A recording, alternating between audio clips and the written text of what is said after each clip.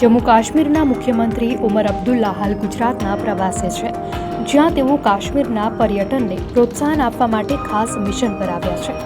અમદાવાદ પહોંચીને તેમણે સવારે સાબરમતી રિવરફ્રન્ટ પર દોડ લગાવી અને પોતાના અનુભવને અદ્ભુત ગણાવ્યો. ઉમર અબ્દુલ્લાએ સોશિયલ મીડિયા પર પોસ્ટ કરીને જણાવ્યું કે અમદાવાદમાં રોકાણ દરમિયાન તેમણે સવારની દોડનો પૂરો ફાયદો ઉઠાવ્યો અને સાબરમતી રિવરફ્રન્ટ પ્રોમેનેડ પર દોડવાનો અવસર મળ્યો. તેમણે લખ્યું કે આ તે શ્રેષ્ઠ સ્થળોમાંથી એક છે જ્યાં મને દોડવાનો મોકો મળ્યો છે. આટલા બધા વોકર્સ અને રનર્સ સાથે તેને શેર કરવું ખૂબ જ સુખદ રહ્યું. હું તો શાનદાર અટલ ફૂટ બ્રિજ પાસેથી દોડતો પણ નીકળી ગયો.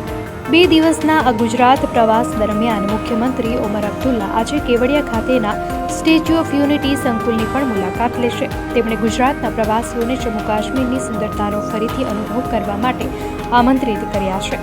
તેમણે આશા વ્યક્ત કરી કે આ અભિયાનથી કાશ્મીરના પર્યટન ઉદ્યોગને મજબૂતી મળશે અને પ્રવાસીઓનો વિશ્વાસ પણ પાછો ફરશે.